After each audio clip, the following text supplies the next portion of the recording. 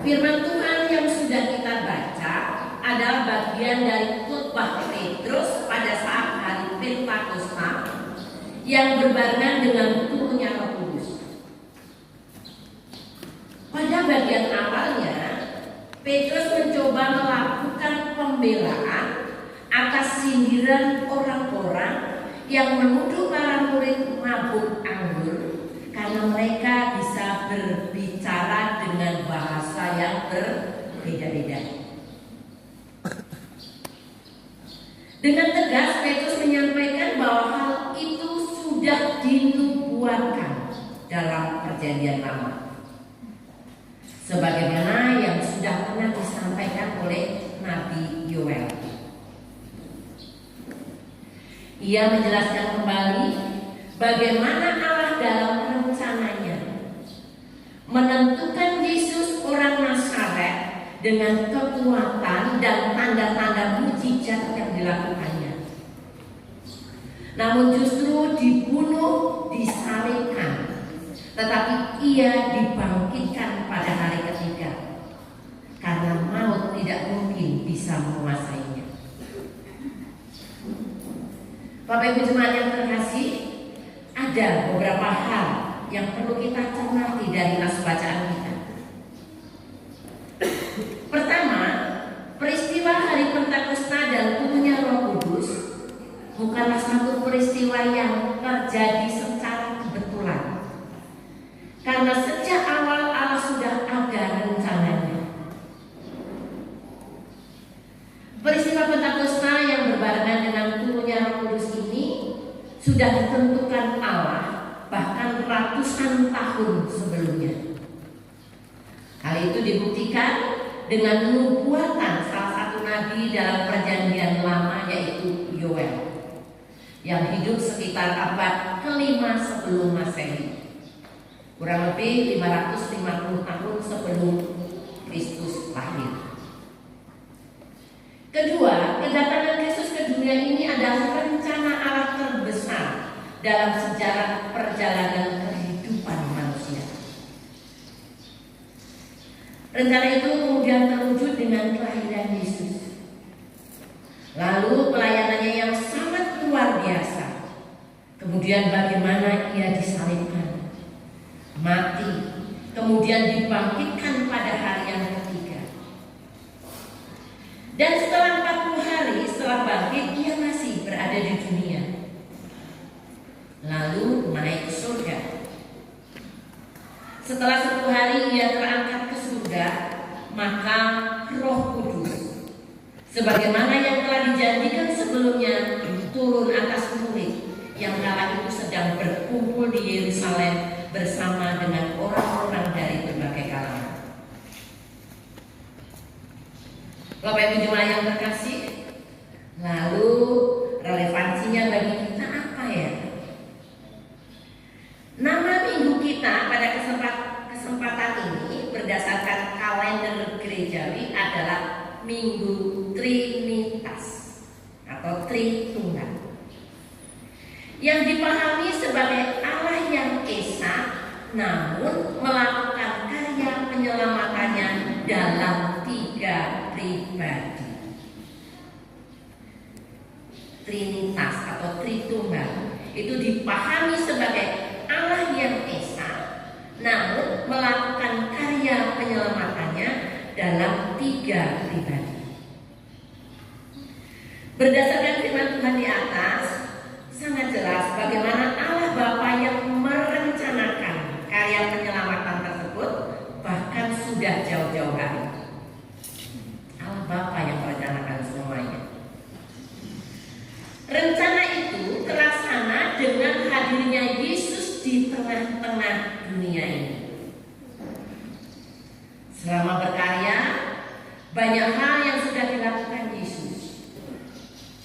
Menyembuhkan orang sakit, memberi makan yang lapar, membangkitkan orang mati, meluruskan ajaran-ajaran yang selama ini sudah dianggap benar sehingga tidak bisa lagi diganggu-gugat, ternyata keliru.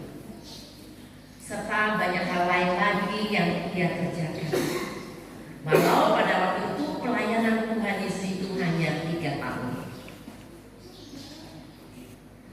Begitu juga setelah Tuhan Yesus naik ke surga, Roh Kudus turun memenuhi orang-orang percaya dan memberdayakan para murid sehingga karya dan pelayanan Yesus terus dikerjakan oleh mereka. Dari sini kita melihat bagaimana konsep Trinitas itu berjalan bersama-sama dalam kesatuan yang sempurna sehingga terwujudlah karya penyelamatan itu bagi dunia. Bapak Ibu jemaat yang terkasih, lalu pertanyaannya adalah, apakah karya penyelamatan itu sudah selesai? Jawabannya adalah belum. Yesus memang sudah menyelesaikan karya penyelamatan itu di kayu salib Golgota. Maka semua manusia beroleh pengampunan dan keselamatan bagi orang yang percaya. Namun karya itu tidak hanya berhenti di Golgota. Yesus dengan jelas memerintahkan para murid dan kita semua untuk terus memberitakan kabar baik bagi dunia dan isinya, sehingga dunia ini kembali ke rencana awal Allah, yaitu menjadikannya sungguh amat baik. Pada mulanya Allah menciptakan semua ciptaan adalah sungguh amat baik. Maka kita juga dikehendaki oleh Allah untuk melanjutkannya agar seluruh ciptaan Allah itu juga tetap kembali menjadi sungguh amat baik. Gereja Kristen Sumatera bagian selatan adalah gereja yang ikut dalam arah-arahan untuk mewujudkan damai sejahtera Allah tersebut. Harus tetap setia dalam bekerja secara khusus di Sumatera bagian selatan. Sebagaimana Allah Bapa, Anak dan Roh Kudus yang bekerja bersama-sama dalam kesatuan yang sempurna. Maka mari semua jemaat yang ada, baik di tingkat klasis maupun di tingkat sinode, kita bersatu bersama untuk terus mewujudkan kehendak Allah di tengah-tengah dunia ini. Bapak Ibu yang terkasih, di samping mimbar dapat ada banner. Banner ini memiliki makna. Apa sih maknanya? Ada banyak simbol di dalam banner tersebut. Banner tersebut terdiri ada 3 buah lingkaran yang ditautkan menjadi satu. Di sekeliling lingkaran itu jika ditarik garis akan membentuk garis segitiga. Jadi lingkarannya itu bisa berada dalam sebuah segitiga yang terkait. Apa sih lambang atau simbol dari segitiga tersebut? Segitiga itu melambangkan 3 pribadi Allah yang saling terhubung dalam satu kesatuan. Melambangkan 3 pribadi Allah yang saling terhubung dalam satu kesatuan. Di situ juga terdapat lingkaran tanpa ujung. Lingkarannya menyatu, nggak terpotong, nggak ada ujungnya. Jadi dia menyatu jadi satu. Itu menunjukkan keabadian dan kekekalan Allah Tritunggal. Jadi simbol lingkaran itu menunjukkan keabadian dan kekekalan Allah Tritunggal. Di situ juga terdapat 3 buah lingkaran yang saling bertautan. Jadi lingkaran itu menyatu, saling bertautan satu dengan yang lain.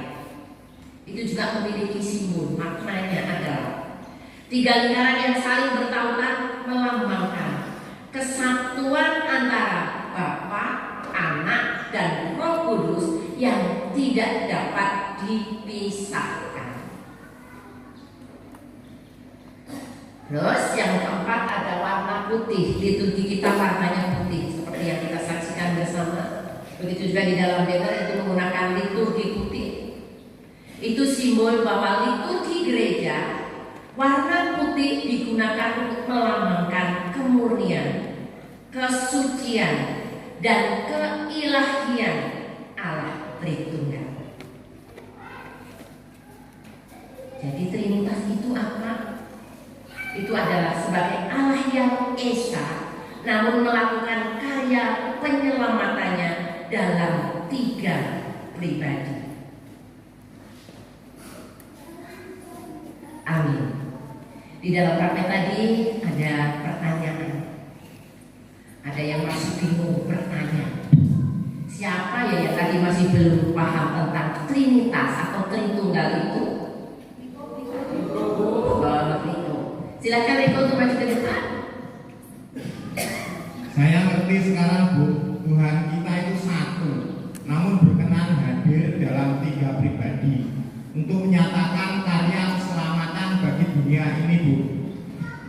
Puji Tuhan.